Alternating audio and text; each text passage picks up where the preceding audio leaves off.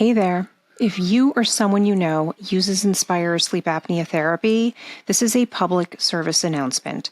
Since the taping of this episode, Inspire has issued a recall for certain units due to a potential safety concern.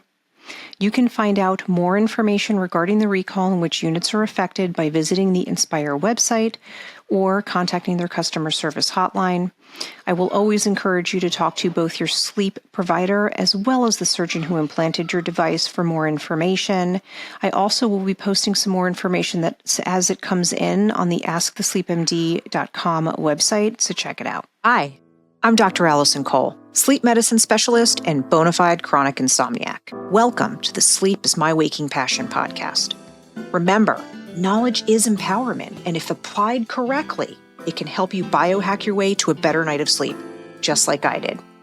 Welcome to the Sleep is My Waking Passion podcast. I have a friend of mine, Dr. Ahmad Mahmoud, who is an ear, nose, throat specialist, also referred to as an otolaryngologist, but that is a big word, so we're going to try to keep it simple. An ENT guy. And Ahmad and I had the opportunity to really partner together when we both worked together in a large multi-specialty practice in New Jersey. And with his help, because of his expertise, we were able to start something called the Inspire program. So some of you guys listening who have sleep apnea have seen commercials for a product called Inspire. There are other products that are probably coming down the pipeline, but in essence, it's a hypoglossal nerve stimulator. It looks like commercials where everybody's sitting around waving a magic wand over their chest, like their sleep apnea magically disappears. So it's a little bit more complicated today, but I get a lot of questions on it. And Ahmad, thank you so much for joining me. Ahmad is Penn trained, fellowship trained. He came really understanding the process of hypoglossal nerve stimulation and how to create a successful surgery with good outcomes. He also is affiliated with Hackensack Medical Center, so he does his operations over there. And I believe you are now affiliated academically, correct? Yeah. So, Hackensack has a medical school and a residency, so it's been a lot of fun, actually. Awesome. So, thank you and welcome. So, I guess first off, people may be a little freaked out by the term. What the heck is hypoglossal nerve stimulation? And this commercial I keep seeing. So, maybe we'll just start off with kind of explaining what that even means and how that relates to someone having obstructive sleep apnea. Yeah, so the implant is, what is the hypoglossal nerve, right? A lot of people ask about that, I guess. The hypoglossal nerve is the nerve that controls our tongue movement. So whenever you want to stick your tongue out, like that, whenever you want to, wiggle your tongue side to side, whenever you want to pull your tongue in, you're using your hypoglossal nerve to do that. So the way this implant works is it attaches to the hypoglossal nerve and it creates movement in the tongue by moving the tongue forward. How does that relate to sleep apnea? Right. And so when you move the tongue forwards, you're able to get the tongue out of your throat so that it opens up the back of your throat. It also kind of pulls forward your uvula, which is and the soft palate, which is, the dangly thing in the back of your throat. So it just pulls everything forward a little bit. And it's not a lot. I mean, maybe about a half an inch or so. And the point is to get all of that soft tissue out of your throat so that it doesn't collapse and it doesn't cause those obstructive episodes. Well, it sounds amazing. My question to you, I guess, is, because I get this a lot as well, can you walk people through why you have to be very particular about which patient gets this type of surgery, meaning, underlying, like basically what's occurring with sleep apnea that may make this surgery not appropriate for them? Yeah, so when we talk about obstructive sleep apnea, the question is, what is causing the obstruction? And for every patient, it's going to be slightly different. Anatomically, all of our throats are somewhat different in shape and anatomy. So the Inspire device works very specifically in that, in the manner that I just described, where it's moving your tongue forward. So if that's your obstruction, if that's what's causing your sleep apnea, then it should work for you. But that's not necessarily the case in every single patient. And so that's part of our process, is figuring out anatomically what is happening in your throat so that we can determine whether this forward tongue movement of the implant will actually improve your apnea. And how do you do that? First, we have to, try to mimic sleep. Back in the day, we used to just put a camera in someone's nose and tell them, all right, go to sleep. Obviously, that didn't work very well. People did not go to sleep very well when they had something stuck in their nose for a while. So we kind of speed up the process now. We do it in the operating room so that it's in a safe, controlled environment. And we basically just, give the patient some sedation, puts them to sleep for about 5 minutes. That's really all we need. And then we take a look with the camera. They're asleep at this time, so they're not going to feel anything. They don't remember anything. And then patients just kind of wake up, you're feeling groggy for a little while afterwards, and you just go home. Obviously you don't want to be driving, so you got to have someone drive you and things like that. But aside from that, it's a pretty straightforward procedure, much easier than getting a colonoscopy, for example. That's the idea. Wow. And so when someone comes to your office, like if they're talking to their sleep doctor, for example, the sleep doctor goes, hey, you're not tolerating CPAP. Maybe you should consider this. Are there certain, I know that they had changed the criteria, used to be much stricter in terms of how big you are, your body mass index. In other words, what your weight is compared to your height. Some of the criteria has changed a little bit, and there's a little bit more latitude regarding it. If someone were to say, if I'm going to go through a surgery, how successful is this likely to be?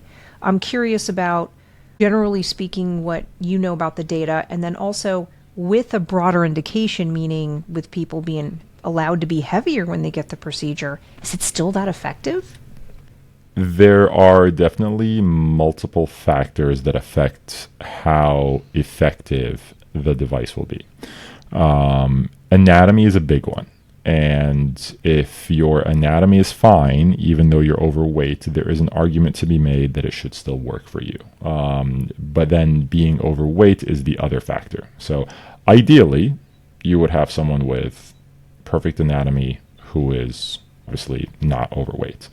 Obviously, a lot of those people don't exist very much. I mean, they do, but they're not the most common kind of sleep apnea patients. But being overweight does not necessarily disqualify you as long as you still have the right anatomy.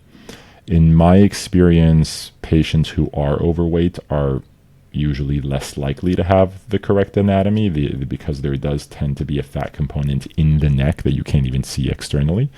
But it doesn't necessarily mean you can't check. And, I do that often with, patients who I see are overweight. I say, well, let's just check. You never know. And anatomically, you might still be fine. And then we can, do the implant. The criteria has moved on this. There has been definitely a loosening up of weight restrictions. A lot of that is because there's new data coming out showing that it doesn't matter if patients are overweight, as long as they have the right anatomy, they're still going to do good. And this data has been accepted by the FDA. I think it was actually last year is when this new data got updated. And so the FDA has allowed an increase in the BMI restriction. The current cap is 40, determined by the FDA, which is quite high, actually. Includes, obese patients, essentially. But the insurance can still cap it, and every insurance is somewhat different. Medicare has a limit, for example. Horizon has their own limit. United has their own limit. Cigna, Aetna, all of them have their own limits on criteria. They are loosening that up. But everyone is doing it kind of at a different pace. That's crazy to me. I have to be honest a little bit, because I'm like, if we have data that demonstrates that's an anatomical issue, let you do your job. Oh yeah. I mean, you think that's ridiculous? It used to be, even though this got FDA approved in 2014. It wasn't until maybe 4 or 5 years later that insurance companies actually like agreed to cover it, because they tried to claim it was still experimental. And, you know, the argument was, oh, how can you say it's experimental? It's been approved by the FDA. The experimentation is over.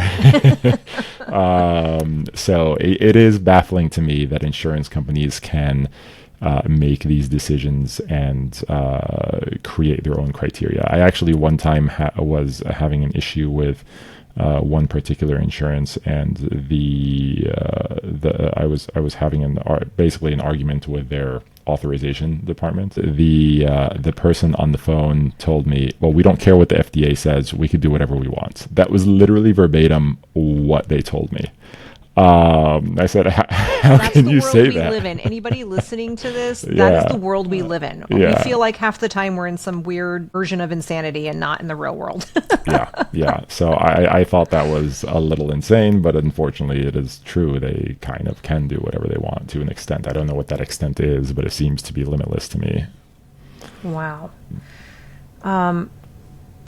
I was curious because you had mentioned to me in previous discussions that you've actually had situations where maybe someone's getting referred for Inspire, but you, even if their anatomy may not be appropriate for that you might decide based on that, hey, there may be another surgical option to manage your sleep apnea. I was just curious, listeners often ask, why would I go through the trouble of making that visit and waiting and getting this all done, and he's just going to tell me whether or not, I'm a candidate or not. So were there some other alternatives depending on, in other words, is this drug-induced sleep endoscopy the procedure you do to assess where the airway obstruction is? Does that lead you down other paths of corrective surgery for folks? Yeah, so the drug-induced sleep endoscopy, or DICE in short, I do it for almost every patient that is interested in sleep apnea surgery, whether or not they're even thinking about Inspire. And the reason being is because it gives me a lot of anatomical data.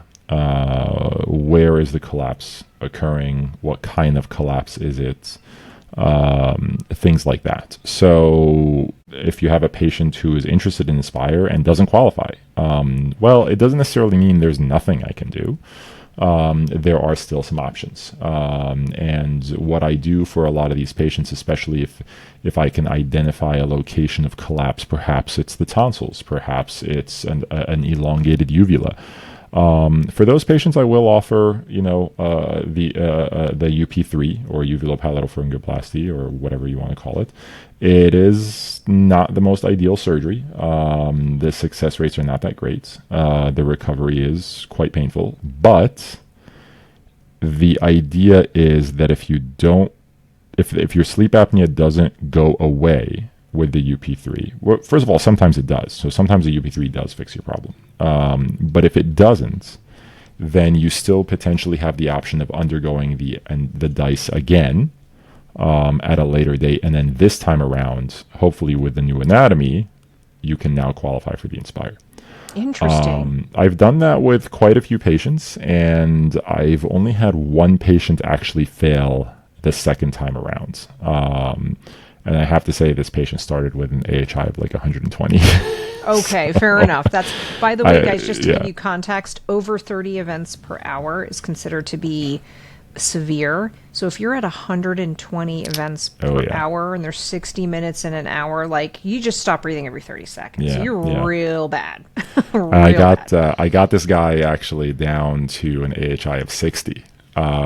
So it's, a huge reduction, but it's obviously still very severe sleep apnea. And unfortunately, he did not qualify in the second go around. But that's the only case. I've actually, for the most part, and I can't guarantee it, but almost the vast majority of patients do qualify on the second go arounds. So a lot of people have heard about, they cut out my uvula. Like, people have heard about this surgery over the years because that's been out even longer than Inspire has. Have you noticed, I'm just curious, in your clinical practice, I'm not aware of any data, so if there is, please share it, of whether incorporating this DICE procedure, witnessing where the obstruction is, does that basically really up the odds of the UPPP being successful? Or Yeah, it's an not so interesting much? question, and it's a question that's been pretty hotly debated, actually. The short answer is no, unfortunately. There was a lot of excitement when the DICE procedure became popular, that, oh, now we have a way to figure out exactly where the collapse is, and so we can address it. And what we noticed is, yes, it actually does change our strategy. Sometimes we have a vision of what the throat looks like in the office, and then we go in and we do the DICE, and we're surprised by something different. Wow, actually, turns out the collapse is here. Let me change my plan. Unfortunately, though, overall, no, we're not seeing that this has really improved outcomes for the traditional sleep apnea surgeries. So whether you end up doing a UP3 or whether you end up doing tongue base reduction or epiglottoplasty, things like that, the overall success rates of those procedures has still kind of been unchanged, which is a little bit frustrating for us, obviously. The joke is, I see the problem. It's right there. Why can't I fix it? It's because it's probably more complicated than we're giving it credit. So Inspire is a little bit of an exception to that. These numbers don't include Inspire numbers. The Inspire is definitely more successful than a lot of those other surgeries, which is why it's kind of taking over. A lot of those other surgeries have really fallen out of favor because when you compare their outcomes to Inspire outcomes, it's a little bit difficult to justify doing those other surgeries. And now a quick break, but don't go anywhere. We'll be right back. Struggling with sleep? Dr. Kole is here to help. Whether you need a comprehensive sleeping coach program, suspect you have sleep apnea, or simply seek a second opinion, she's available for consultations in New Jersey, New York, California, and Georgia, with more states coming soon. Schedule your free 15-minute consultation today to find out which visit is right for you at askthesleepmd.com and start your journey to better sleep with a trusted physician. If you are liking this podcast, if you're finding it educational, if you are feeling more empowered to go to your doctor with any sleep issues that you might be having to address them, please, please, please lend your support. Make sure that you are liking, following, subscribing. I am available on YouTube. I'm also on Apple, Spotify, or wherever you get your favorite podcasts. The website has launched. So we have askthesleepmd.com to be your free educational resource. We've added many new blog posts filled with juicy information. If you would like to support the podcast, we now have a way for you to donate. This is a labor of love. I truly enjoy what I am doing. It would be inspiring and truly helpful if you wouldn't mind even so much as donating $1 to keep this podcast going, particularly if you really find this free education a good platform for you and a good resource for you. I also have affiliate links for products that I'm a proponent of, such as Quiet Mind. So please check out the website, sign up, and you will get the latest news, the latest blogs, some sleep tips, and just have a great day and keep listening. Okay, guys, sleep well. So if someone's coming to your office and they're asking about well, is this really going to help me? And what if this procedure you do, it shows me that I should be a good candidate? When you look to counsel folks on what they can expect once everything is done and the implant's in place, the literature really says that, hey, we're not expecting perfection here. Perfection is wonderful. I remember the very first case we did, we had perfect numbers. That was so cool. But that's not always to be expected. So can you talk a little bit about what kind of reduction you think is considered to be successful for these patients? Yeah, so there's a difference between success and cure, and I'm sure I'm sure you know this difference. But to the audience, success is defined as a reduction in AHI by at least half, and an AHI that is less than 15. So, and that's called the Share criteria. So basically it means that, we've knocked you down from the moderate or severe range into the mild range And that's good because, a lot of the comorbidities and the complications that can happen with sleep apnea really get reduced significantly at that point. It's still not ideal. You still have some sleep apnea. You can still be tired. You can still snore, things like that. But it's at least significantly better than what it was. And so the effect on your heart and your brain and things like that is much better. A cure, on the other hand, is obviously that's, a home run. You hit the ball out of the park. It means your AHI is reduced to under 5, meaning you do not have sleep apnea anymore. Okay. Statistically speaking, the data is showing that, and I'm talking about like kind of national data here, that a cure is around 2/3 of the time. It seems to be the case. So, for every, 100 people who get an Inspire implant, about 65, 66 of them are cured. And then another, I think around 10, 15% or so, I'm not recalling numbers exactly off the top of my mind, are success, but not cure. And then there's kind of that last 10, 15% or so that just doesn't work that great for. I'll be honest, in my experience, those numbers have actually gotten better with time, especially as we learn more and more about implantation and programming.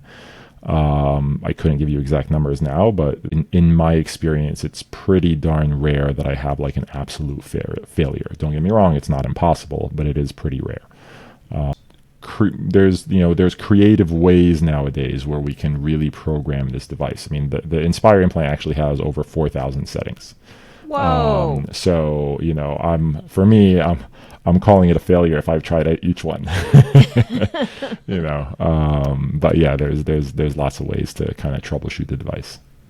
So let's say someone goes, all right, my I've got the clearance, insurance is going to pay for this. What can someone expect from the surgery in terms of recovery, discomfort, things that you look out for? Like, when do you actually get, it's not like, guys, it's the reason I'm asking about this is because it's actually very stepwise, and I want you to get a sense of timing and healing and some of those other components. It's not like, oh, I've had the implant and now everything's hunky-dory and I just go buck wild and set it and things need to heal a bit. So he's going to describe that for you. Yeah, so the recovery from the implant, it's not too bad actually. You're sore in kind of your neck and your chest area, and ironically, most patients actually have some ear pain and some throat pain after surgery, which is, I always think, interesting because I don't actually do anything to your throat or your ear, but it's referred pain. Let me put it this way, less than half of the patients actually end up using the pain medicine that I give them. Most of them usually just take a couple pills of Tylenol for a few days and they're fine. So the pain is really not too bad. And then we let it heal, meaning we just let it sit around for about a month inside the person's body so it can kind of get used to their body. And then we activate it a month later. So it is a boring month. People hate that month because they got to wait a whole month. But then it's always very exciting when they come in for their activation. They bring in their spouses, family members, things like that, so they can see it. Everyone's always excited to see the tongue move. It's also useful for, your significant other to actually learn how to use the device, because let's say you go to sleep and you forget to activate it and now you're snoring and now your spouse can't sleep. Your spouse can simply grab the remote and turn it on for you, and that way they can get some sleep, so it always turns into a family affair. Oh, that's cool. Yeah. I didn't realize that. So once you activate it, I believe, and unless they've changed the protocol, the patient actually can kind of go home and play with it and see what's comfortable to them. Yeah, exactly. So I give patients a schedule to follow for the first 2 or 3 months. Because the patient has full control over this device, meaning they decide when it goes on, they decide when it goes off, and they decide the strength level. So I usually will tell patients, start with the basics, training wheels, level 1, and then, basically every week they turn it up a level. And they're just getting their bearings. They're getting their tongue used to the sensation. They're getting themselves used to the idea, getting into the habit of using it, right? And then I'll usually check in with them 2 or 3 months later and say, okay, what settings did you like? What settings did you not like? Because this is kind of the experimental phase where we're trying to figure out what's working and what isn't working for the patients. Once we can pick and choose a couple of settings that we like, now comes the actual testing phase where we do a sleep study to actually confirm that these settings are working. And if they're not, then typically you guys will make some tweaks or some modifications. Correct. By the time a patient goes to that testing phase, meaning the sleep study phase, we usually will find a successful setting, I would say probably like 3/4 of the time on the first go around. About 1/4 of the patients, we don't get exactly the result that we're looking for, and then yes, it's back a little bit back to the drawing board, some troubleshooting, some adjustments on the settings, things like that. We'll do this as long as it takes to get a good response. For most patients, we're able to do this in under 6 months. Some patients can take a little bit longer, but that's a pretty minority of patients that actually take longer than 6 months to adjust. It's very interesting. I've had some folks that have had unusual. None of them were treated by you, by the way. These were just like people that randomly were seeing me or went somewhere else. One gentleman, I would repeat just to see how he was doing. He didn't want to come for an in-lab study. So I was like, all right, well, you're here. You got your implant elsewhere. Let's just at least kind of do a home test. Try to get some information in the comfort of your own home. He swears he's sleeping like a baby. He loves his device.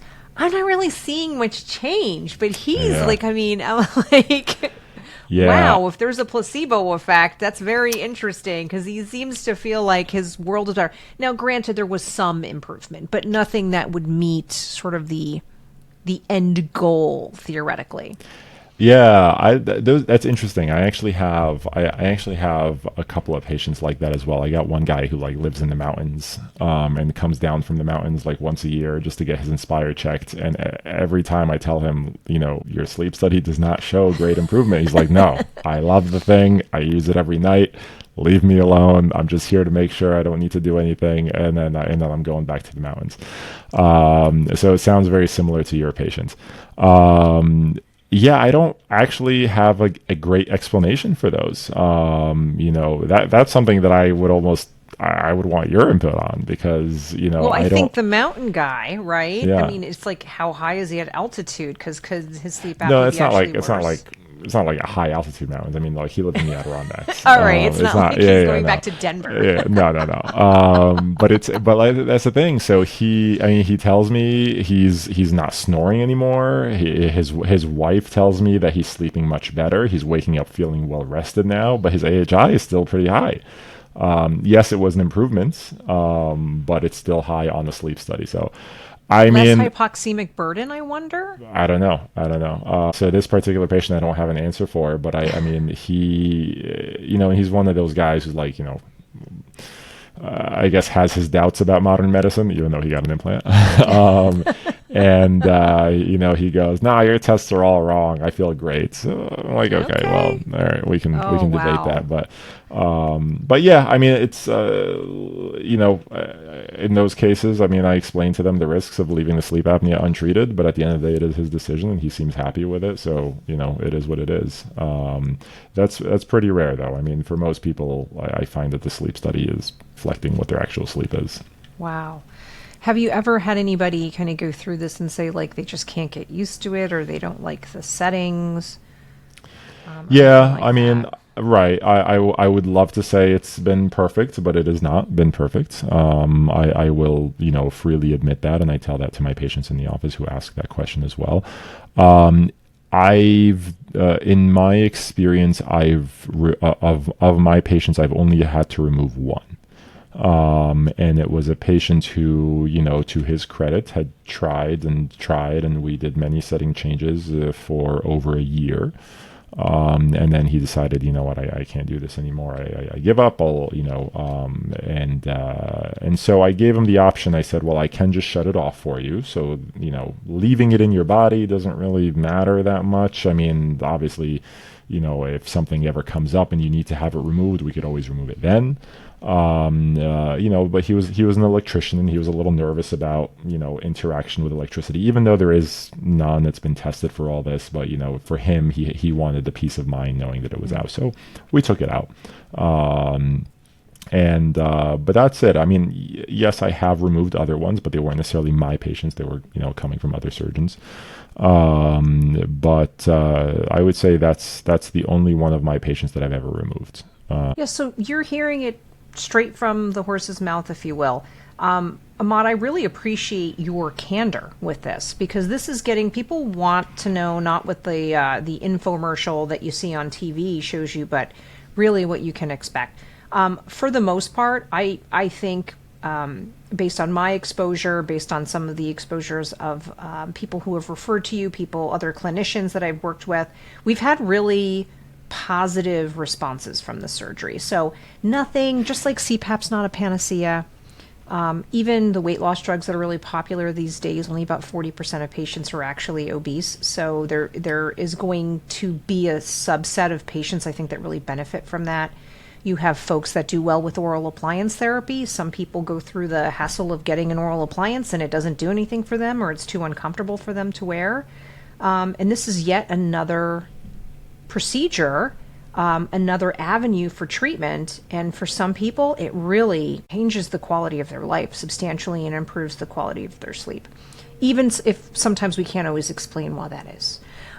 So, the bottom line is that you have alternatives to just CPAP. I really wanted you to hear from someone who's going to be open and honest about what you can expect. One final question I just thought of as we're kind of headed toward the end of our time. MRIs. Sometimes I've had questions about this, and I know that the last demo I have, I have it right here. Yep. This one's from like 11 years ago, so I don't know if there's any new information about MRI compatibility. Some people. So they are MRI compatible. Nice. Okay. I think if that one that you that you have there, I think that's the Inspire 4. I want to say it looks like this is old. Yeah, this is like a decade old. Whatever was So- going on a decade ago. So believe it or not, the Inspire 4 has actually been out for maybe not a decade. I think it's been out for like maybe 7 years, 7 years, something like that. I don't exactly know when, but it's been out for a while. And it was labeled as not MRI compatible for a long time. Okay. Yes. However, they finally got the FDA approval, and they are now able to label it as MRI compatible. The interesting thing is, and this is just how the FDA works, apparently it was always MRI compatible, but they couldn't say it because they never got the FDA approval. So I was able to actually call up patients that I had implanted years ago and tell them, hey, guess what? Your device actually is MRI compatible. So a lot of them were like, well, what are you talking about? I was like, yeah, apparently it always was. So this is just how the FDA works. I mean, you can't market something until you have right. approval from the FDA. I mean, it's a pretty strict system, which I appreciate. So everyone who has gotten the Inspire 4, it's MRI compatible.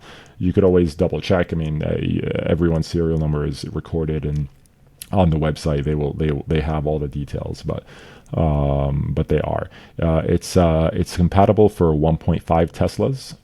It is still not compatible for 3 Teslas. But 3 Tesla MRIs, and by the way, this has nothing to do with the Tesla car company. It's actually a measure of how powerful the magnet is. 3 Tesla MRIs are, kind of the brand new ones that really only like the high powered academic centers actually have. But the reality is the 1.5 Teslas are still, the vast majority of the market. So, when you go get an MRI, they'll check that and they'll confirm, and you should be able to get your MRI. Yeah, and if anybody has piercings in their ears, make sure you get them so they're surgical steel, because you're okay too. I had to get an MRI and it was fine. Yeah, there you go. They put the little magnet on yours. They're like, if anything sounds like it's ripping, just let us know. I'm like, no, I'm good. That's true. So there you go. Some piercing advice in addition to implantation advice. Ahmad, this has been so much fun. Any other parting words? You've been really, really helpful in discussing this topic that we get so many questions on. I'm hoping a lot of people out there are going to be able to refer this episode so they understand what to expect. So I will say that the future of implants for obstructive sleep apnea is very right. The Inspire is not the only company that has one of these devices. There are actually 2, possibly 3 companies that are also developing their own implants for sleep apnea. I don't work for Inspire. They don't pay me anything. And so obviously, for me, the fact that there's going to be more implants out there is actually great, because now I could offer all of these potentially to my patients, obviously the ones that I think work. And so I think the next 5 years will be very exciting. They're going through trials right now. And the results have been somewhat promising. Some good, some not so good. But we'll wait and see what actually shows. 5 years from now, I think, patients will come to me and say, which implant should I get? And I walk them through the difference in the implants, and then they can kind of pick and choose which one they want. And Inspire will also be upgrading theirs. They've already kind of announced that there are plans for a new generation coming out in a couple years. Don't really know much regarding the details of what the new generation will have. Eventually, if you have an Inspire and you get your, replacement. Oh yeah, we didn't mention that, by the way. Oh yeah, the battery life. Yeah, the battery life. It's not rechargeable. You don't have to charge it every day, but the battery lasts 10 to 12 years. And when the battery pack runs out, basically the piece in your chest, we just have to replace that piece, because that's where the battery is. So actually going back to kind of the new generation, so when you get the replacement, you'll probably get the new generation at that point. It'll be interesting what the next couple of years show. And we'll see. Oh my goodness. Guys, this is why I love sleep medicine so much. There's so much new tech, and it's always ever evolving. It's always a pleasure speaking with you, and I really miss working with you. You're amazing. So thank you. Yeah, it's a pleasure. It's all mine. Yep, absolutely. We'll, for sure. Maybe we'll work together again.